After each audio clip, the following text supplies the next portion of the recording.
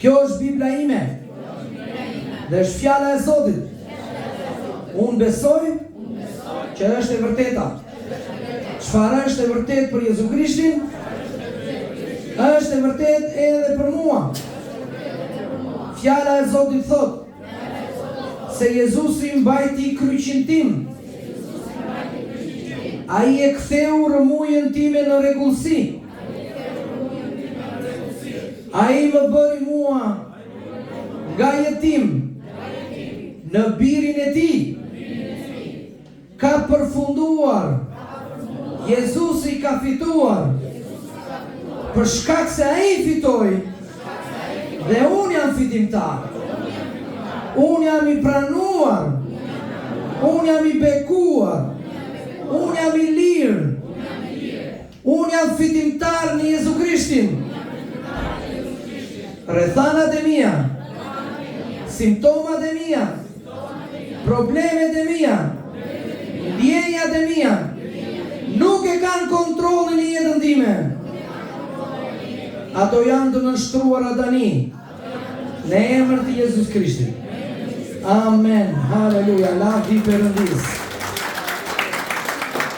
Ndërsa ne festojmë dy festa, edhe kjo është gjë shumë e bukur, është festa e Pashkës dhe festa e 10 vjetorit. Unë jam i minjohë Zotit për çdo njërin prej jush.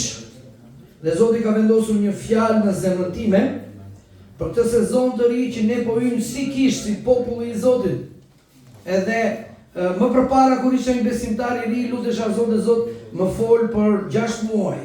Çfarë do bëj për 6 muaj? Pastaj e rita besimin dhe tha Zot, unë dua të di çfarë do bëj për 1 vit. Edhe pastaj Zoti filloi të më jepte më shumë dhe më shumë e rita besimin për 2, për 3, për 5, deri për 10 vjet. Çdo 10 vjet unë lutem Zot, çfarë do ti në këto 10 vite që ne të bëjmë? Dhe fjala që Zoti më ka thënë është kjo. Zbulesa kapitulli 3 vargu 8. Dyer të reja tashmë janë hapur për kishën tonë. Ktheuni nga njëri tjetri dhe thoni, dyer të reja janë hapur për ty. Hyr dhe ec në to. Në emrin e Jezusit. Amen. Le të japim dorë të Zotit. Për ata që janë në kishën tonë, ne bëjmë pak ushtrime gjatë predikimit. Nuk është se jemi vetëm flet pastori dhe ju dëgjoni, po jemi aktiv të gjithë. Sepse Zoti na thret që të jemi gur aktiv. Zbulesa 3:8 fjala e Zotit thot, unë të ka vënë përpara teje në një derë të hapur. Dhe askush nuk mund ta mbyll. Ky është lajmi i mirë. Zoti e ka hapur derën dhe askush nuk mund ta mbyll. Jezusi e hoqi gurin, po askush nuk mund ta mbyll. Varri është bosh dhe kur varri është bosh do thotë që ka shpresë për ty. Ai e ka mbushur me dashuri, ai e ka mbushur me fitore, ai e ka mbushur me shërim, me bekim, ai ka mbushur me gjithçka që ty të nevojitet. Prandaj sot unë dua që ti ta marrësh këtë dhe të thuash që fjala e Zotit u fol, unë e besoj në zemër dhe unë e shpall që varri është bosh, dera është e hapur, unë hyj dhe eci në rrugën e bekimit, në rrugën e zgjerimit. Vitet që do të vinë janë vite bekimi, janë vite të mundësive të reja, janë vite të depërtimit hyjnor, mundësit e reja, akses ose hyrje mbi natyrore, thot Zoti që do ketë për ty. Hyr në këto dyer, mos qëndro tek dera, por hyr brenda. Shtigjet që ty të dukeshin të bllokuara, digat që pengonin bekimet të vini jetën tënde janë hequr tashmë. Do ta them edhe një herë. Ajo dig që pengonte bekimet, çfarë do lloj bekimi që ti ke ndëruar, Zoti ka hequr tashmë. Rruga është e lirë. Vetëm hyr dhe ec në të. Zoti do të derdhi zgjerim në çdo fushë të jetës tonë. Mundësi që ti nuk i prisje do të shfaqen pa pritmas. Ashtu si fryma e shenjtë erdhi befas nga qielli kur apostujt nuk e dinin çfarë ishte, Zoti do shfaqet befas në jetën tënde. Zoti do të dërgojë njerëzit e dur në rrugën tënde. Ti do të thuash kur e dëgjon të Zot faleminderit që njeriu I dur do vi në rrugën time. Krau I Zotit dhe favori I Tij do të veproj fuqishëm në jetën tonë dhe në kishën tonë.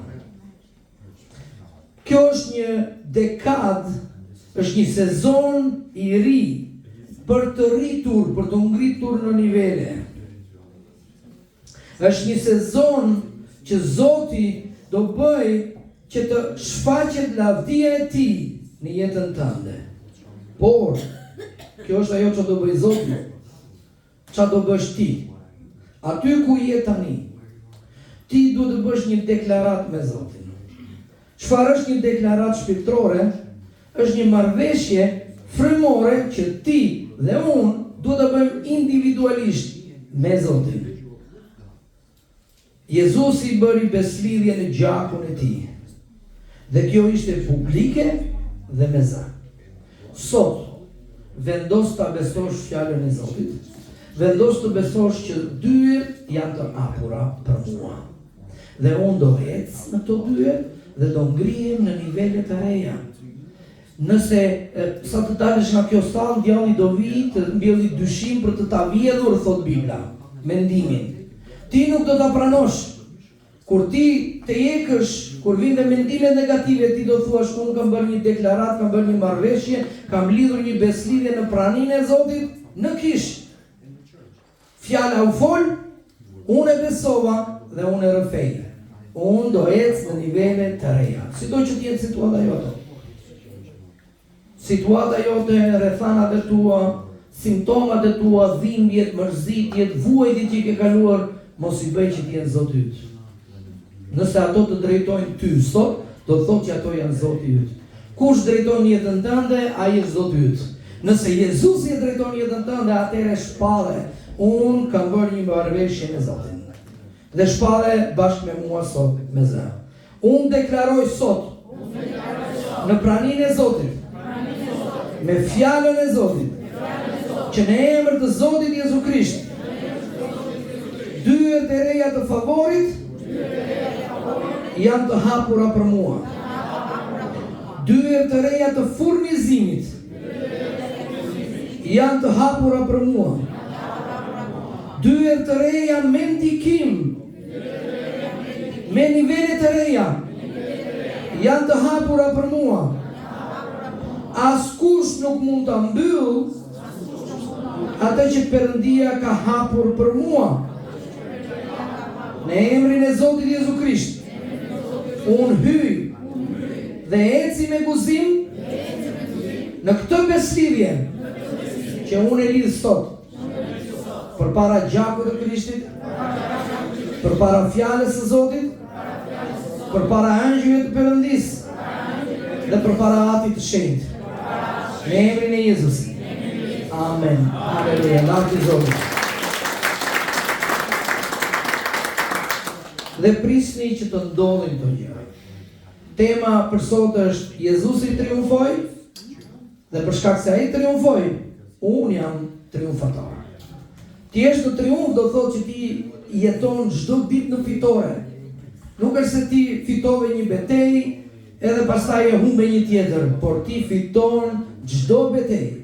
Pavarësisht se mund të jesh në mes të stojive, pavarësisht se ti mund të kesh dallgët që janë ngritur kundër teje, e ndërsa po flisja tani pash një varg që ishte në mes të dallgëve.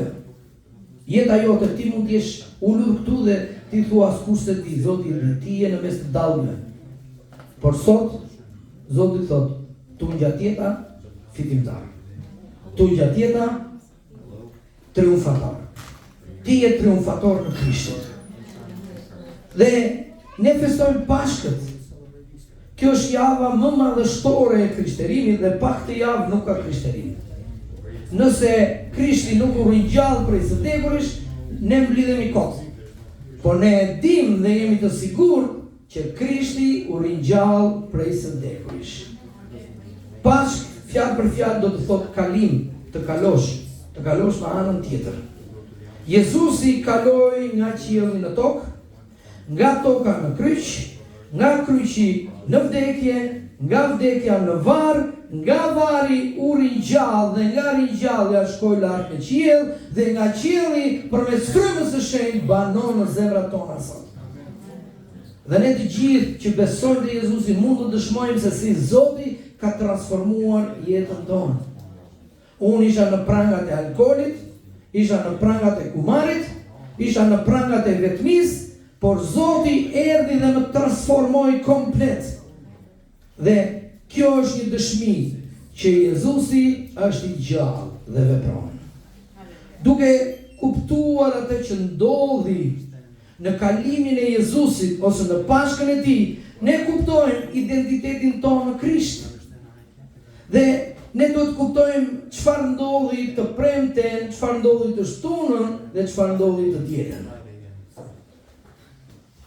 Shumë njerëz e shohin kryqin si një histori, por ne duhet ta shohim si një identifikim. 2000 vjet më parë ndodhi një shkëmbim hyjnor. Zoti i qiellit dhe i tokës shkoi në kryq në vendin tim. Ai mori kryqin tim, ai mori mëkatin tim, mori lëndimin tim, mori hidhërimin tim dhe e gozhdoi në kryq. Prandaj ne duhet ta kuptojmë këtë gjë. Unë dhe ti duhet ishim dënuar për mëkatin tonë, sepse paga e mëkatit është vdekja. Por në vendin tonë u gjykua, u rradh, u ofendua, u pështy, u dënua me vdekje, kush? Jezus Krishti. Të treja këto akte që ai bëri, vdekje, varrimi dhe ringjallje, i bëri për mua. Nuk i bëri për veten e tij. Dhe ne duhet kuptojmë që lufta nuk është ndërmjet Zotit dhe djallit. Sepse Jezusi thotë te Ungjilli Mateut që unë e pash dhe ai rasi një vetë tim poshtë në tokë. Nëse ju lexoni kapitullin 14 të profetit Isaia dhe Ezekielin 28, fjala e Zotit na mëson aty që në moment që djallit i lindi në zemër pa e folur krenaria, që në moment që ai në zemrën e vet tha, unë do ngjitem në skajin verior dhe do zë vendin e Perëndis, Krishti, fjala e Perëndis e pa, dhe vetëm kur e pa, ai ra poshtë në tokë dhe ai nuk ka shanse të qëndrojë përpara Zotit ton, nuk ka shanse që të luftojë me Zotin ton. Jezusi erdhi dhe bëri gjithë të sakrificë për mua dhe për ty. Adami ishte i humbur, Eva ishte e humbur, unë jam i humbur, ti je i humbur pa Krishtin. Por lavdi Zotit ton, falenderimin, deri, pushteti, lavdia i takojnë Zotit ton Jezu Krisht. Pse? Sa ai doli në krye dhe luftoi për ty dhe për mua. Ai shkoi në shkret të tillë që ti mos jetosh në shkret të tillë. Ai shkoi në kryq që ti mos jetosh në kryq. Ai erdhi për të marrë mëkatin tonë. Le të shikojmë një nga një. Vdekja. Vdekja ishte armiku i parë i njerëzimit. Zoti tha Adamit që në momentin që ti do të marrësh nga fruti i mëkatit, ti do të vdesësh. Dhe vdekja nuk do të thotë të pushosh të ekzistuari, por jeta ndryshon formë. Prandaj kur njerëzit përpiqen dhe kanë mendime vedrorase, ne I themi që ti nuk do pushosh problemet e tua. Problemet e tua fillojnë aty. Pse? Se do ballafaqohesh me Zotin. Do shkosh në ferë apo do shkosh parajs. Dhe jetën ka të drejtë të ta marrë vetëm Zoti. As ti vetes tënde. Prandaj duhet ju inkurajoj sot dhe të kuptoni mirë. Jezusi vdiq në kryq. Ai nuk vdiq dhe nuk e derdhi gjakun kot. Por ai vdiq për ty. Vdiq për mua. Dhe ai vdiq në vendin tim. Ai vdiq sikur të isha unë në kryq. Unë isha skllav I mëkatit. Unë e meritoja dënimin. Ne të gjithë e meritonim dënimin. Por ai shkoi atje. Nga kryqi, Jezusi na pati gjithë. Dhe ai nuk vdiq vetëm për një njeri, por ai vdiq për të gjitha brezat. Për çdo njeri që do besojë te Jezusi. Çfarë thotë Ungjilli I Gjonit, që ai do ngrihet njësoj si gjarpri në shkretëtir, që kush ishte pickuar nga elmi, nëse do shikonte nga gjarë për imbronz, do shëroj. Cili elm na ka pickuar ne? Mëkati është elmi më i hidhur që na ka pickuar ne. Bibla e krahason djallin me gjarprin e lashtë, me mashtruesin. Ai mashtroi Evën, dhe ai mashtron njerëzimin sot mbar. Nuk është Zoti që çon njerëzit në mëkat. Njerëzit shkojnë me vullnet të lirë. Por Jezusi erdhi që të vdiste në kryq për mua. Ai mori turpin tim, ai mori dështimin tim, ai mori dobësitë e mia, ai mori sëmundjen time, ai mori vdekjen time. Dhe kjo do të thotë që unë vdiqa bashkë me Krishtin nëse unë besoj në Jezusin. Natyra ime mëkatare nuk është që unë duhet ta përmirësoj, por duhet të largohet fare, duhet të vdesim. Bibla thot bëni që të vdesin veprat tuaja të mishit, që është lakmia, që është të vjedhurit, të sharit, të ofenduarit, që është vrasja. Ne nuk mund të vim në kish edhe të vjedhim, të manipulojmë, të bëjmë thashetene. Duhet që këto zakone të vdesin në kryq. Dhe ne duhet të kryqëzojmë dëshirat tona egoiste në kryq. Prandaj të vdekurit e Jezusit në kryq na jep ne akses për të marrë një identitet të ri. Varrosja e Jezusit nuk ishte fundi i tij. Shumë njerëz mendojnë që ka një heshtje. Nuk ka heshtje, kishte aktivitet shpirtëror kur ai shkoi në varr. Fjala e Zotit na thot 1 Pjetri 3:18-20, sepse dhe Krishti ka vuajtur një herë për mëkatet, i drejti për të padrejtët, për të na çuar ne tek Perëndia. U vra në mish, pra vdiq, por unë gjallë me fryma e shenjtë, dhe me anë të së cilit shkoj të predikoj kujt? Frymrave që ishin në burg, që dikur ishin rebel ndaj Perëndis, kur durimi i Perëndis i priste në ditët e Noeut, pra gjithë ata që u tallën me Noeun, pse me ata dhe jo me të tjerët? Sepse në atë kohë ligji nuk ishte ardhur akoma. Profetët nuk ishin ardhur akoma, dhe ata nuk e dinin të vërtetën. Ata ishin në burg, ishin nën prangat e vdekjes. Dhe fjala e Zotit thot që Jezusi shkoi dhe u predikoi në ferë. E dini çfarë duhet të ndodhur? Satani ka hedhur valle kur kryqëzoi Jezusin, sepse mendoi që mbaroi. Kur Jezusi tha u krye, ai tha iku ky, e lava hesapet me këtë. Por Jezusi trokiti në portat e ferrit dhe i tha, unë jam i gjallë. Dhe ai theu prangat e varrit, prangat e vdekjes. Ai theu prangat e errësirës. Varri është simboli i errësirës. Shumë njerëz e kanë mbytur jetën e tyre me negativitet dhe me errësirë, por sot ka një lajm të mirë që Jezusi e theu prangat e stresit, të depresionit, të frikës.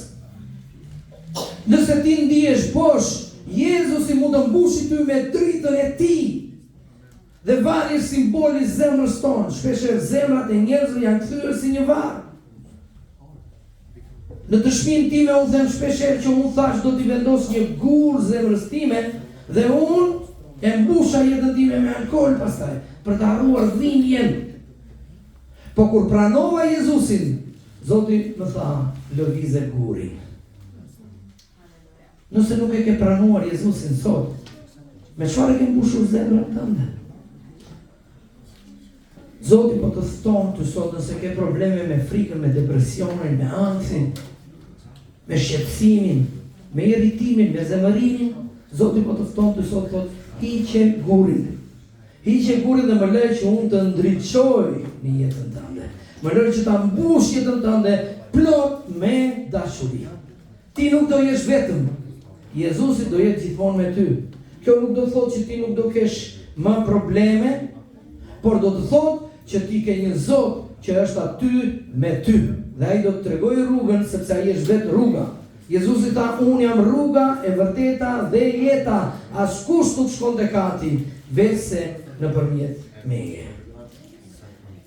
Jezusi na tregon se ai është fitimtar. Ai tregoi ushtrisë së djallit se paga e mëkatit u pagua. Gjaku i tij e shleu mëkatin tonë. Prandaj shumë e nevojshme që nëse ti nuk e ke kuptuar akoma, duhet ta kuptosh që ke nevojë për gjakun e Jezusit në jetën tënde. Akti i tretë që Jezusi bëri është ringjallja. Ai u ngrit prej së vdekuris. Nëse Jezusi është ngritur prej së vdekuris, e bëri për mua.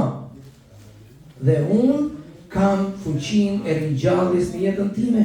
Biblia na siguron te Efesianët kapitulli 1, vargjet 17 deri në 23. Pali lutet që Efesianët të kuptojnë fuqinë e ringjalljes, atë fuqi që investuan në Krishtin, kur ishte i vdekur dhe e ringjalli prej së vdekuris. Kjo fuqi, thot Pali, banon ku? Në zemrat tona, në jetën tonë, banon në ty.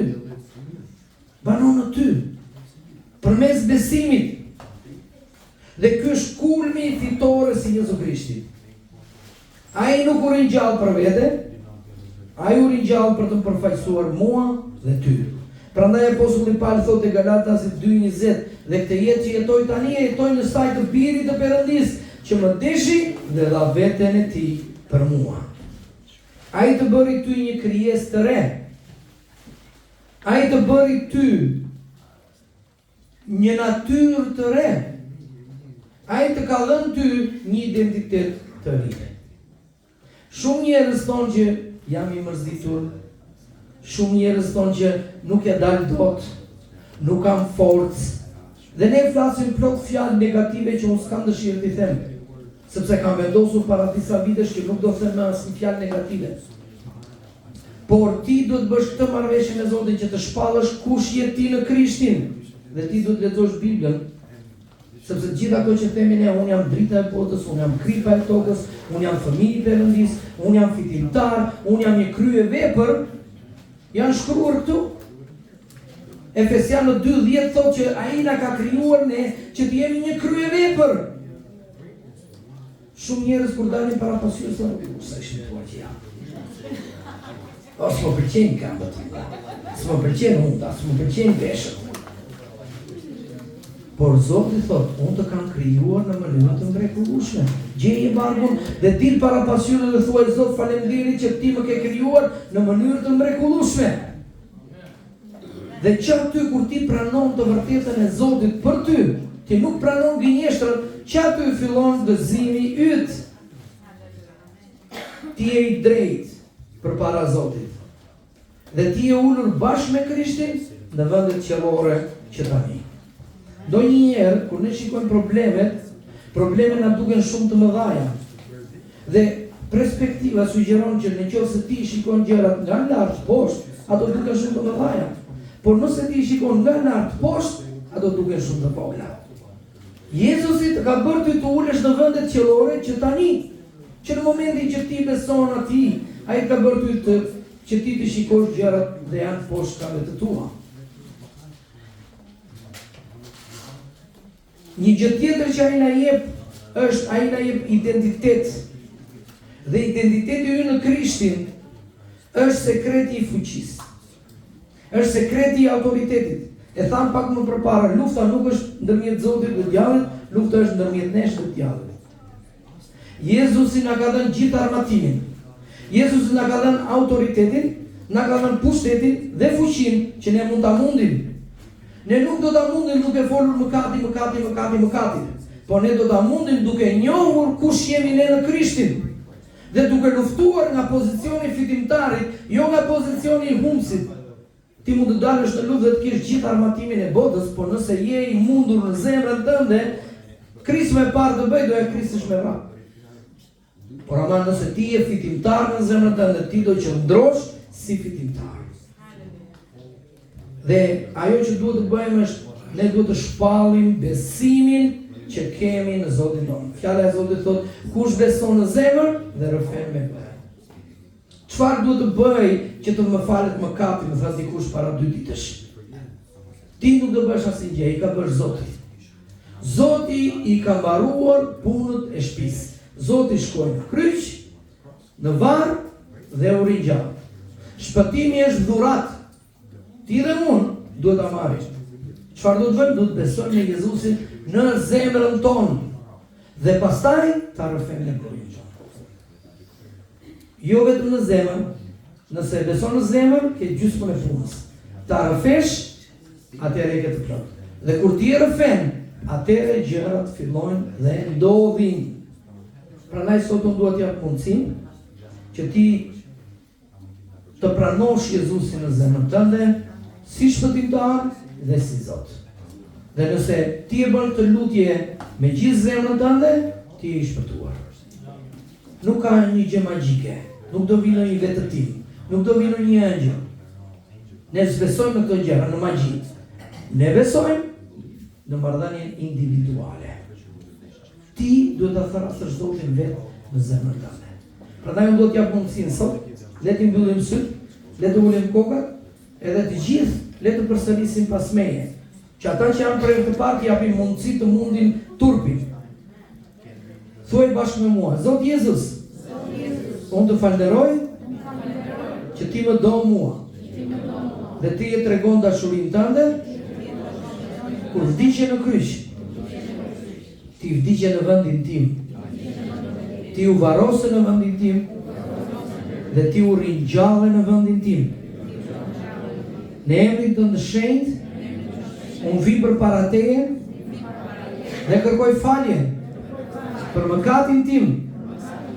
Unë pendohem sot dhe unë të pranoj ty si shpëtimtarin tim dhe Zotin tim.